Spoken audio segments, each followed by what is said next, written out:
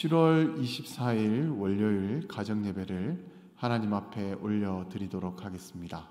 다 같이 사도신경으로 신앙을 고백하도록 하겠습니다. 나는 전능하신 아버지 하나님, 천지의 창조주를 믿습니다. 나는 그의 유일하신 아들 우리 주 예수 그리스도를 믿습니다. 그는 성령으로 잉태되어 동정녀 마리아에게서 나시고 본디오 빌라도에게 고난을 받아 십자가에 못 박혀 죽으시고 장사된 지 사흘 만에 죽은 자 가운데서 다시 살아나셨으며 하늘에 오르시어 전능하신 아버지 하나님 우편에 앉아 계시다가 거기로부터 살아있는 자와 죽은 자를 심판하러 오십니다. 나는 성령을 믿으며 거룩한 공교회와 성도의 교제와 죄를 용서받는 것과 몸의 부활과 영생을 믿습니다. 아멘. 다 같이 복음성가 그리스도의 계절을 함께 불러보도록 하겠습니다.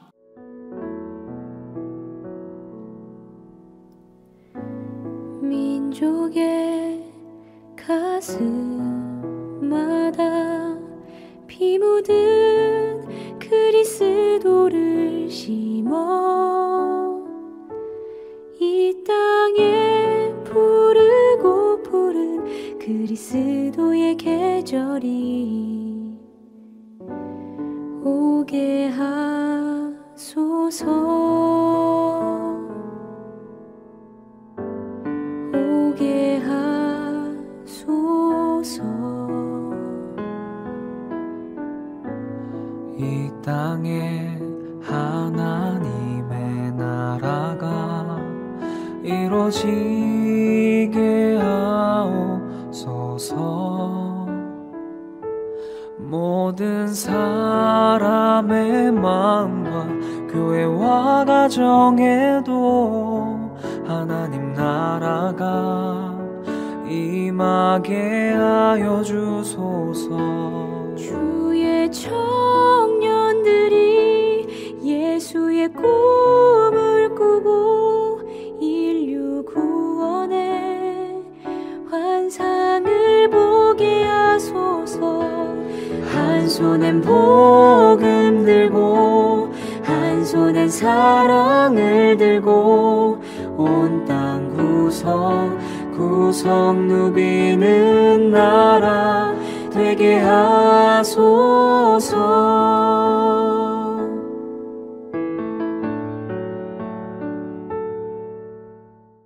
오늘 우리 가정에게 허락하신 하나님의 말씀은 예레미야서 8장 18절의 말씀입니다. 슬프다, 나의 근심이여. 어떻게 위로를 받을 수 있을까? 내 마음이 병들었도다.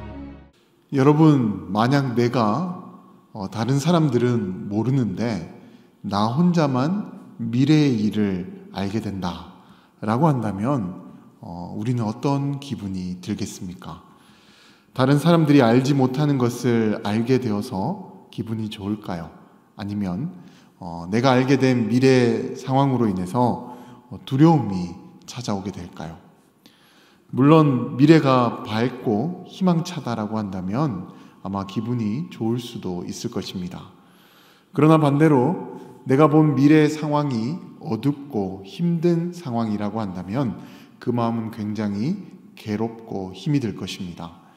예레미야는 바로 후자의 입장이었던 것입니다. 예레미야는 하나님의 선지자로 하나님의 말씀을 대언하면서 하나님께서 어떤 미래를 준비하고 계시는지를 보았습니다. 그 내용은 7장에 나온 것처럼 남유다 백성이 자신의 잘못을 회개하고 자신의 삶을 돌이키며 용서를 받게 된다라고 한다면 계속해서 언약의 백성으로 살아갈 수가 있게 되는 것이고, 반대로 그들이 돌이키지 않고 계속해서 그 죄악된 삶을 살아가게 된다면 북이스라엘이 그랬던 것처럼 처참하게 망해버리고 마는 것입니다. 그런데 예레미야가 오랫동안 하나님의 예언의 사역을 시작하면서 남유다 백성들을 가만히 지켜보게 되니 그들은 하나님의 이 말씀에 전혀 요동하지 않고 계속해서 죄악의 길을 걸어가게 되었습니다. 그래서 그런 그들의 모습을 바라보니 예레미야 마음에 근심이 찾아오게 되었고 눈물을 흘리게 되었고 심지어 병도 찾아오게 되었던 것입니다. 하지만 예레미야는 그런 남유다 백성들을 바라보면서 포기하지 않았습니다. 그런 그들의 모습을 보면서 낙담하고 자신도 이 사역을 더 이상 하지 않겠다라고 그렇게 마음을 먹었던 것이 아니라 끝까지 그들을 포기하지 않고 그들에게 하나님의 말씀을 전하게 되는데, 심지어 그들이 자신에게 폭력을 가하고 모욕적인 말을 쏟아놓고 심지어 살인 예고를 하더라도 이 예레미야는 이 남유다 백성을 포기하지 않았습니다. 왜냐하면 예레미야는 자기 백성을 너무나도 사랑하시는 하나님처럼 그들을 사랑했기 때문입니다. 하나님께서는 남유다만 이렇게 사랑하는 것이 아니라 우리 민족, 모든 인류를 이와 같이 사랑하시는 분이십니다.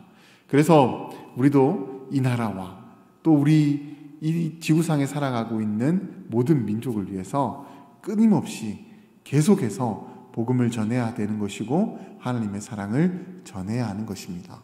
그러면 우리가 살아가는 이 세계는 어두운 미래가 되는 것이 아니라 밝은 미래가 될 줄로 믿습니다.